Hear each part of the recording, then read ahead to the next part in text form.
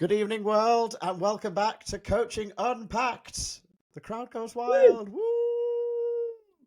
We are live right now over on Edupulse on X and soon to be on LinkedIn as well. I think that'll be popping up in a second. Hello, if you are listening to us live. My name is Chris, and we've got Sarah and we've got Adam. Say hi, Sarah and Adam. Hi. Hello. Now, we've been very impressed with Adam's sound tonight, which for the first time is like Yeah. absolutely mega. It's like a megaphone. We can't wait to hear all of your deep insights, but like on 30 million decibels. So that's very exciting. If you are listening to us in a car, what we would absolutely recommend you do is head over to YouTube, where you'll be able to see this as a visualized podcast, because we show videos and we wear funky shirts and sit in conservatories, lounges and classrooms because, well, Adam, you're still at work, aren't you? Still there. Still there. Still, you're committed. You're committed. Do you know what else we're Still going committed to? strong. We're committed to celebrating because this week, Edupulse won an award. Woo! Yes, we did. I'm going to get it from the award shelf, which is so terribly cringy, but if you've got one, it's you can't hide it, really. Here it is. Yours is looking pretty full, to be honest. I collect them. It's look, it's Edupulse, and we got it the Education Hero with the Education Awards that happened this week in Birmingham. Very exciting, and we've got everybody who's listening or watching right now to thank, because that was one of the reasons we won, because of this podcast and the other podcasts that Edupulse produced. So thank you so much for tuning into our crazy things, which actually we didn't think was that crazy until we went to the Festival of Education.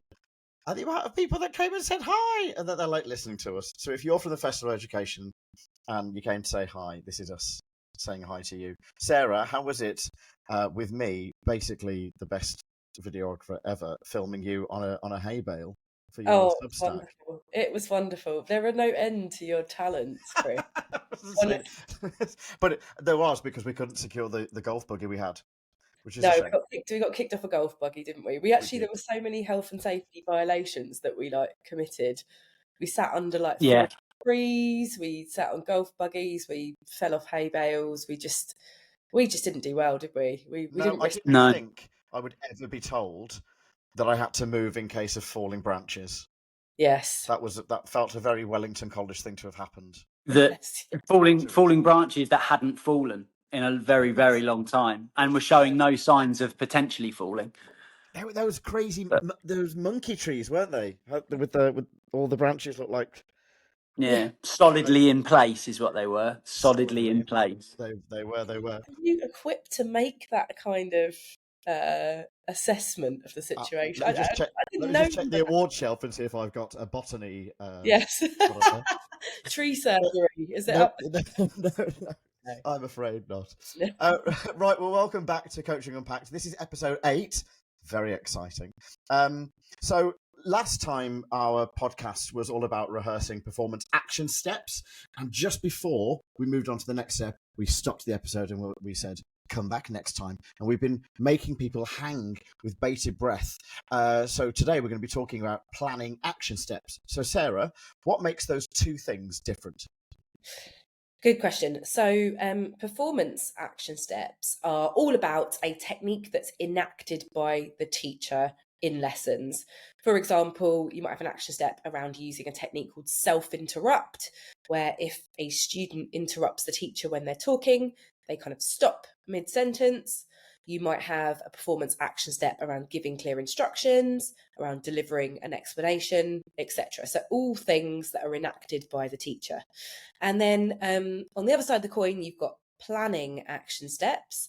So they are all about the thought process that goes into planning something like a hinge question, or planning backwards from lesson learning goals, or planning a set of questions, a task for independent practice, a teacher planning what they're going to model.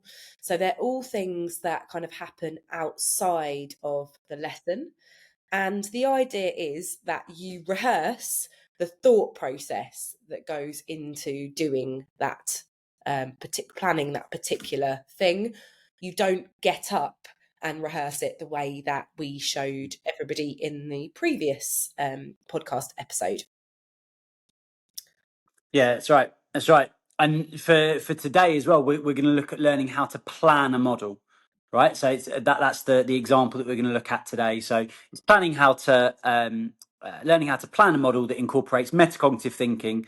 And the situation is one where Sarah has already watched me teach, and I modeled how to create a particular mood in creative writing, but I didn't model metacognitively at all. So my decisions in choosing vocabulary or how to plan and edit or evaluate my work, I'd missed out all of that in the model that I actually did in the lesson that Sarah watched me do. And Sarah and I noticed that students' work afterwards wasn't very good. So they'd either essentially copied my model or they'd given up really quickly and just put their hand up. Yeah. And we decided that we should work on this particular action step. So the action step that we've agreed by this point in the conversation is, when modelling the writing process, model not just what to do, but your thinking behind it too. This will support students to understand how to think in order to achieve success. And the success criteria, and this is really crucial, not just kind of going through this just to kind of set up the context. This is really crucial to the actual video we're about to show you. So there's 4 success criteria that Adam's kind of working on when he's rehearsing. The first one is be judicious. So be careful not to overload students. Make sure you're just modelling a few things. The second one is important pause points. Pick the right time to stop and convey your thought process. And this is when you're highlighting an important process that you need students to adopt. The third one is be concise, especially when conveying your thought process. We don't want to overload. Adam doesn't want to overload his students. And the last one is be precise. So that's explain what exactly you're thinking or doing and what effect this is likely to have. So that's really around the metacognitive element that we want Adam to make sure that he's exposing to his students. And can I just say here that for everybody listening and watching, we're going to put those priorities and those action steps in the description of the podcast so that you're able to see them more clearly, just so that we aren't overloading you, dear listener viewer. Smart. Thanks. That's it. Yeah. So action step and success criteria for the action step then is going to go into the description. And we're going to join the coaching conversation at the point where Sarah has just shown me a model, which I've then analysed using those 4 success criteria. So I've looked at that model through the lens of those 4 success criteria. So I've now got a really good understanding of what it is that I need to do and why, but I need to actually rehearse it and lay the tracks for building the habit of this in my actual teaching myself. And we're going to see a video which we're always very excited about. We're about to see Adam rehearsing, planning the model he will do for his class, factoring in this metacognition through those success criteria. What are the key differences we'll hear between the performance rehearsal last time, where Sarah was on her feet doing rounds of that of cold call questions, and this planning rehearsal? Yeah, great question. That it looks very different. So if you were like walking past a classroom where a coach and a coachee are rehearsing a performance action step, you would see the coachee like on their feet, usually like doing something in role or in teacher mode, as someone called it the other day, which I really liked, because role, people don't really like that as a term, but like in teacher mode doing the thing. Whereas if you walked past a classroom, put your head in and saw a coach and a coachee rehearsing a planning action step, you would just hear the coachee thinking aloud and like writing. So thinking aloud and writing, and you might hear the coach interjecting to kind of nudge them to do the success criteria a little bit better. And the success criteria are the anchors essentially that like tell you if the rehearsal is going well, or as a coach whether you need to give some feedback to get back on track. So listen out really carefully for how the coach, which in this example is me, and how I do this with Adam. Roll the footage. Yeah. So once again, if you are listening to this podcast in the car, don't fall asleep to my soothing voice. Instead, head over to YouTube and check out this video live.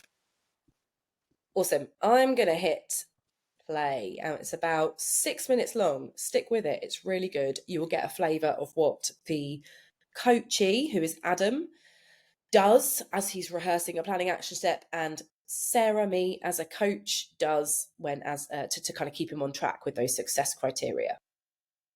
Okay, so you've seen my model. I explained my thought process to the class when I chose particular verbs to create that sense of chaos. What elements do you want to verbalise your thought process around for your class for an upcoming lesson? Okay, so I guess like you, I want them to understand which verbs create a sense of chaos. And the last thing I want is to include short sentences to convey a sense of disarray. That's really important, I think.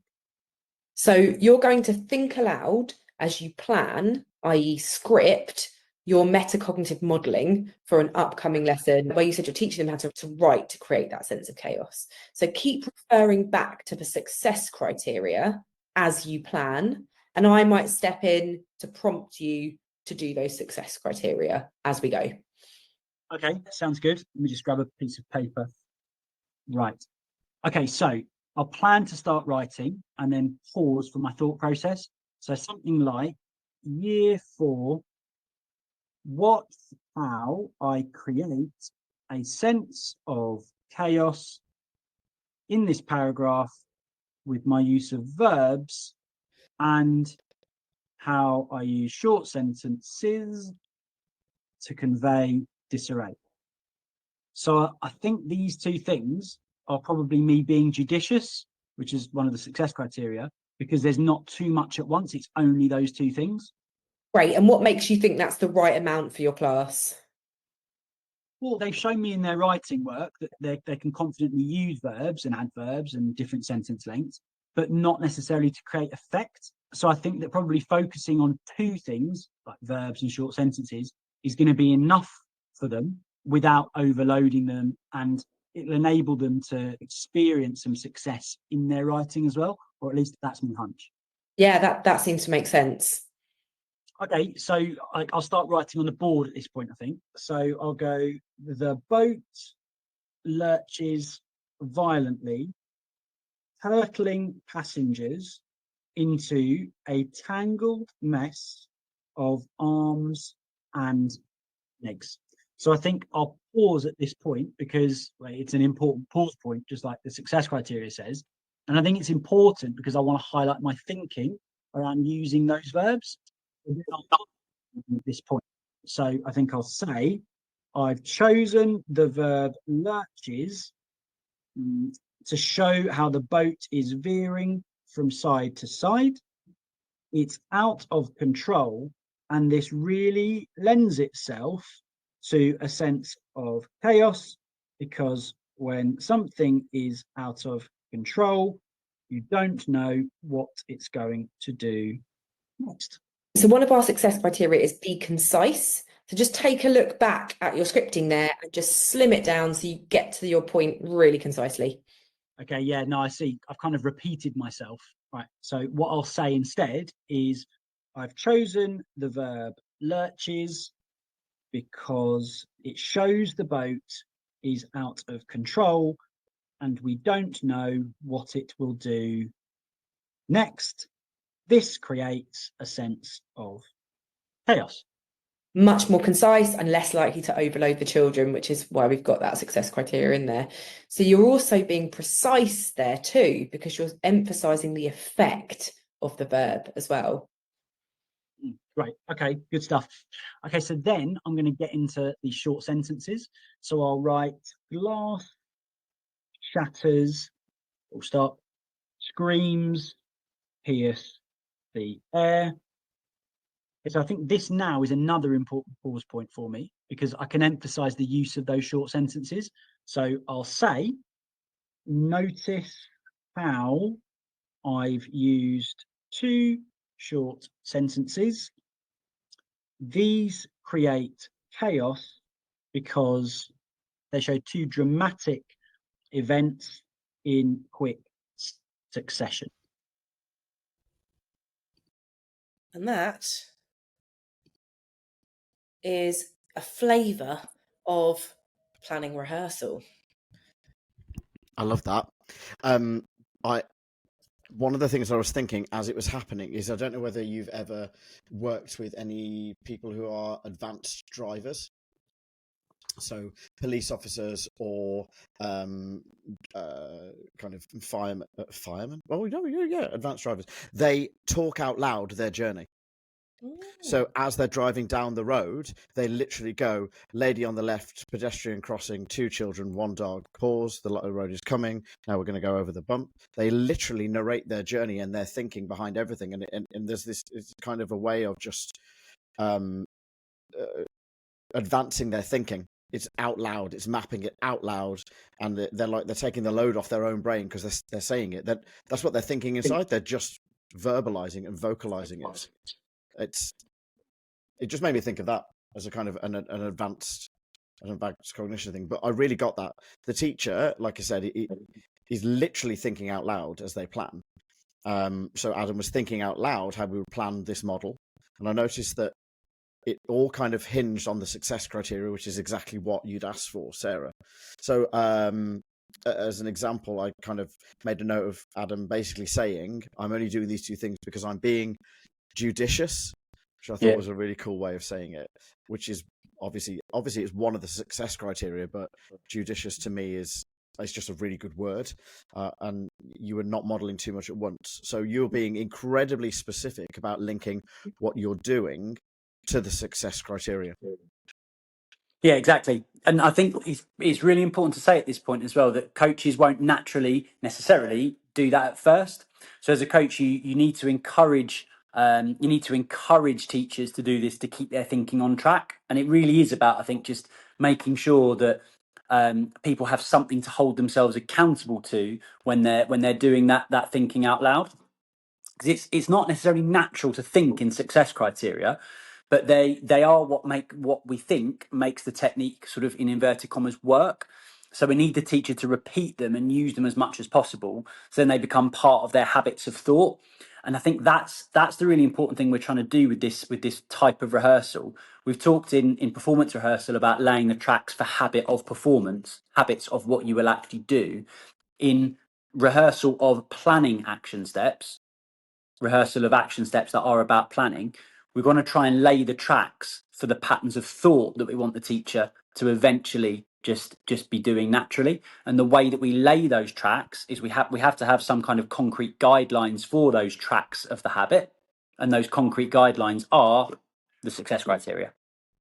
I love that the habit forming, because to go back to my incredibly random idea about advanced driving, but that's what you're doing. You're creating these habits. You are regularly spotting and counting how many people are likely to move at any one point and likely to cross. And I suppose that's kind of, is Jimmy about to pipe up? Am I about to have something in the classroom that I haven't foreseen? And can you think adaptively on the spot? Okay, so cool. Let's park that for just 1 second. Now let's turn to the role of the coach in this then. So that's you, Sarah. I noticed it was all about success criteria, and you were feeding back on Adam's use of these. You did interrupt him to remind him to be more concise and have another go, which he did, and it sounded much better. And you also reinforced where he was being precise. I mean, stop me if you think I've got this wrong, but then you gave feedback at the end to help him be more precise by saying all of the sentences together to emphasize the effect of the short sentence. I really liked this because it's not something that Adam, as the teacher, thought to do. I can really see how the coach added value to that by focusing Adam on the success criteria. I've said a lot there, Sarah. Have I got it right? Yeah, spot on. So the reason we try to focus feedback on the success criteria is, as Adam said, like that's the things that we think make the technique work. So we kind of go in on those. We make sure that those are kind of understood and reinforced, and that the coachee, in this case Adam, could use them correctly and thoughtfully during his model. But we also give feedback on the success criteria, because that's fair. Throughout the whole of the conversation up to this point, you've made the success criteria like the main thing. We've kind of held each other accountable to these success criteria. So when I, as a coach, have shown a model, I've focused the teacher on that success criteria. We've made it all about the success criteria. If I watch Adam rehearse and I suddenly have these secret standards that I haven't communicated to him before that, then that would be really unfair. So we make sure we tie our feedback as a coach to those success criteria. Now, of course, there's sometimes Adam will be rehearsing, your coachee will be rehearsing, and you'll notice that they're doing something that's not quite as good as it could be, and it isn't in the success criteria, in which case you might stop them and have a discussion and explain how, you've noticed this thing, and actually should we add that to the success criteria or not? And that's something that we might want to kind of talk about. But generally speaking, we would focus on those success criteria. Do you think, Adam? Is that fair? Yeah, definitely. I think again, we talk a lot on this, don't we, about like the mindset of the coach, and I think that the mindset of a coach can't be, look how good I am at teaching and look how much I can spot that could be improved. And I think that's like it's really tempting, I think, to kind of indulge in that sometimes. Like sometimes you'll spot something really, really small, and it's almost this like you have to fight the temptation to go, oh, and I also noticed this, because it does kind of feel good to be able to like notice something that could help someone and then present that to them. But that's not the role. The mindset of the coach has got to be about, as you say, keeping that teacher to that success criteria and being fair about it. So these are the success criteria that we've both agreed are going to be like the bedrocks of success with this particular technique. So let's stick to those, and therefore that's what I'm gonna hold you accountable for. I was going to say that co-creation to me seems so important. You cannot sit, from my accidental coach point of view, you cannot sit in a room and go, here's X that you did, and the coachee is going to be like, but we weren't working on that. Like, right. Where is that come from? And then it becomes about the coach's ego, and then we start to fall into understanding why people are so hesitant about coaching as a word, and they go, I don't want to be told what to do. Like, you're coming at me with all these things that you clearly pre-planned, and you've got this idea about. There's an element of that sometimes, but particularly when you're first starting out and you're working and building that relationship. But if you and Sarah have spent time co-creating these criteria, and then Sarah just drops a bomb on you and just goes, you should have done this instead, that's your trust and relationship kind of not where it should be. Yeah, it's trust. Trust is the big thing with it from a relational perspective. Yeah, we've both got to know that what we're going to be getting feedback on or giving feedback on is the stuff that we've agreed for sure. Yeah. So we stick to the success criteria almost all the time. I think there's probably a couple of other things we want people to notice about the coach's feedback as well. So first of all, it's acted upon immediately. So Sarah says, write it more concisely, and I do that right there and then. So the mistake doesn't get embedded within the rehearsal. Yeah. So I change it straight away, and we call that coaching technique go again. But we're also combining it with another technique, which is just in time feedback. So the difference between the feedback we give in planning rehearsal and the feedback we give in performance rehearsal is that in planning rehearsal, it always happens right there and then as soon as we see the mistake in inverted commas. So we interrupt it right there and then to avoid that thought pattern becoming embedded in the rehearsal. Whereas if it's performance rehearsal, we're more likely at times, not always, but at times, to let the rehearsal finish and then let the round of rehearsal finish and then give feedback. So with rehearsal of planning action steps, we're giving that feedback right there and then in the moment.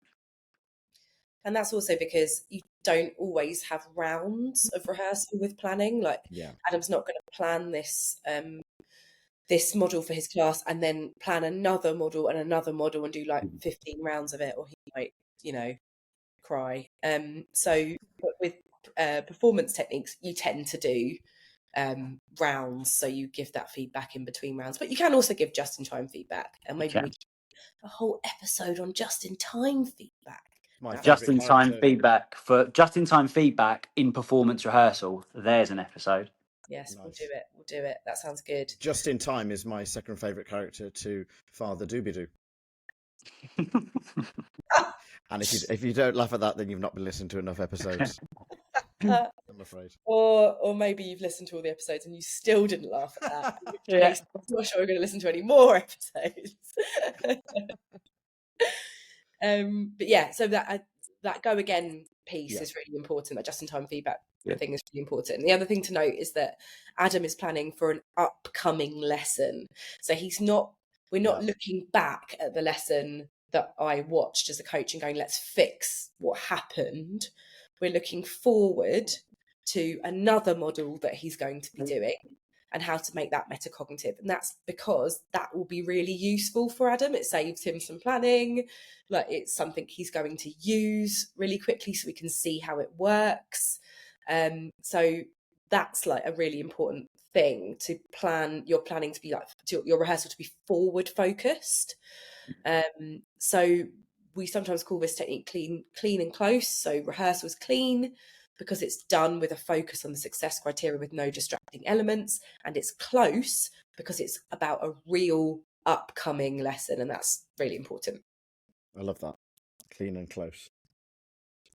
There's a joke about Gillette there, but I'm not going to make it because this is live and I can't edit it out, and I would just embarrass myself. Okay, so I'm. Listen, it's been a long day in school, so I'm going to try and sum up where I think we're at, which is that planning rehearsal is about the teacher practicing a planning technique, like planning their modelling, which was in the brilliant example tonight, not as well filmed as your last Substack, but we'll come on to that. So, but to do this, and like I said, stop me if I'm wrong. To do this, the teacher thinks out loud, focuses that thinking out loud on the success criteria that you've co-created and agreed on. Similarly, then the coach's role is to listen for really good thinking around all of the success criteria and give feedback to reinforce it and correct. So either just in time or through certain rounds of the rehearsal. Because I can see lots of coaches finding this hard because planning is pretty tacit, isn't it? We get good at it and aren't really conscious of the steps we take to do it. Yeah. So we've spoken briefly about the co-creation of these success criteria. How do I come up with them? Yeah, that's a really good question because it's not easy at all. So you have to kind of deconstruct your thought process and then figure out what the key elements of that thought process are. That can be quite difficult to do, kind of sat in a room on your own, trying to unpack, I should say, what your thought processes are.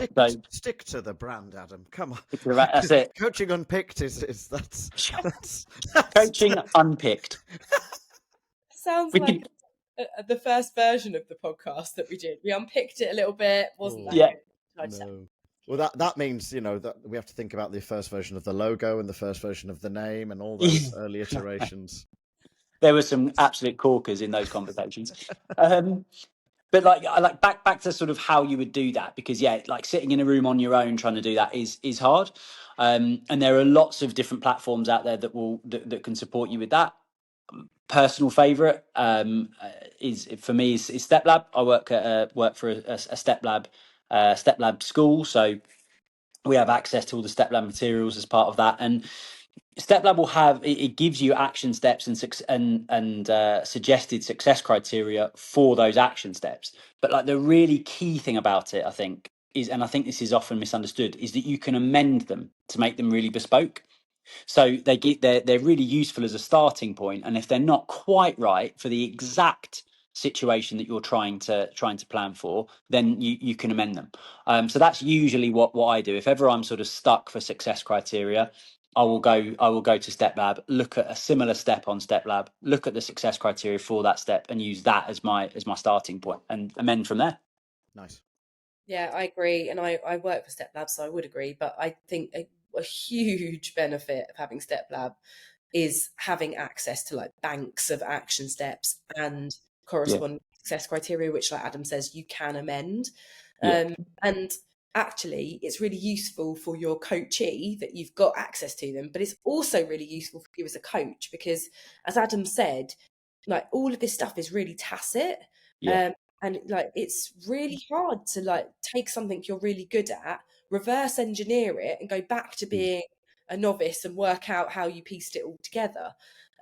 So you kind of need quite a lot of help with that, and having a bit of a starter for 10 of what those success criteria may well be really helps. I also had the privilege of watching Adam coach last week in his school. We were filming for Step Lab. That might be a secret. Never mind. Not anymore. You've heard it here first on Coaching Unpicked. Coaching Unpacked. And yeah, watched Adam, and I could see that the people you were coaching recognised the success criteria. Like, there's so many that overlap, aren't there? And as long as when they're like praised the same, it's really easy that you think, oh, there's 5 success criteria. That sounds like a lot, but 3 of them they've encountered like 5 times before in other steps, and you could just see that when you're coaching the coachees as well. So yeah, it's really useful to have that starter for 10. No, nothing wrong as well, by the way. I think if you've got 5 success criteria and you know that 2 of them the teacher is already doing really well, don't take them out just because the teacher's doing well. If they're important, if they're fundamental to the success of the action step, leave them in and just let them sit in the success of the fact that they're already doing them. Just for a brief period at the start of of that part of the conversation. I did see you doing that. You did that last week. Did I? You said to your coachee Katie, Oh. you said, which of these are you already doing? And she was like, I already do that. I already do that. I already do that. And I think there was only like 2 he was like needing to work on. So yeah, that's I remember that now. Yeah, really good point. Yeah, really. It is, I remember because that. you don't remove targets just because you've met them. If they're important, they remain. There's a lot of parallels in my work at school with in SEND with EHCPs, and all the children on EHCPs have these outcomes that they've got and it says fully achieved. Right? If you tick fully achieved, well, how can you ever say that? So they're always kind of partially achieved, because if you just get rid of them, child has been able to do this, and you go, yep, you can do that, and you remove it. Well, how are they going to get better? How is it going to get deeper and improve? And for me, what has really, to try and wrap up, what's really resonated with me today, as I am stepping more and more into a coach role, is that it's being shunted back into teaching. Sometimes I can hear some of the things you're saying that relate to really good teaching as well, the just-in-time feedback, not leaving it till a week after to let a mistake embed. We've got adults here that are learning from each other in and of the moment, and I think it's the idea of voicing your thinking is so incredibly important. We do it all the time, I think, without noticing. Like I drew the parallel to the advanced driver. But I challenge anybody, actually, if you're listening to this in the car, to turn the radio off and just to narrate your journey, and you will become a much better driver almost instantaneously, because you will be consciously taking in the complex environment that you are traveling in at a high speed in a deadly object, and I think you will go some way to understanding how important it is to verbalize this. I've just put that out there, Sarah. What are your on the spot thoughts on that? Yeah, I think you've summed it up nicely, and it's really important that we've got your perspective on this, because it is a bit weird. It is a bit weird to do this. It's not natural. I think a few takeaways for me. I really like some of the points you've both made. That it's not natural to think in success criteria, but it is the fair way to do it and to give feedback. Success criteria are the bedrock, as Adam said, of the technique, and therefore, why would we get rid of any of them? Still the bedrock. Let's make people feel good about the ones they're doing, and then the ones that they're working on as well. Give this a go with your coachee. Stick to the success criteria. That's the way to make it work. Give that just-in-time feedback, and we would love to hear how it goes. Absolutely. Do we have anybody out there? I'm asking this question as if people are going to answer me straight away. Who are cooks? I love to cook. It's one of my absolute hobbies, and I think one of the hardest things you can ever cook is a roast dinner. I'm riffing now, guys, but forgive me. I think this is going to work. If you have the success criteria, which everyone has co-created around the table, you don't overcook the meat, you don't burn the roast potatoes, and the mash isn't lumpy. Those are co-created. We get it done. You don't then ignore the mash, burn the potatoes, and overcook the meat just because you're focusing on the other areas. You keep those things in place, and you just make your meal better by keeping those success criteria and just adding more and making it more. I think I've done it. That's it. I think I have metaphorically peaked. Well, There we I'm go. really hungry now. So off. Thank you both. No, it is what it is. Adam, thank you so much. It's lovely to see you. Sarah, as ever, thank you for your company at the Festival of Education last week. It was absolutely brilliant. And thank you to everybody out there who nominated us and helped us win this award for Education Hero. We are very, very grateful. We've got lots of lives coming up with Edupulse, and we're going to do a Coaching Unpacked live. That is going to happen in person. I'm very excited. And we'll see you all next time. Find us on YouTube. You can see this or listen back in your car at any point. And thank you for your support. We'll see you all soon. See you again. Bye. Bye.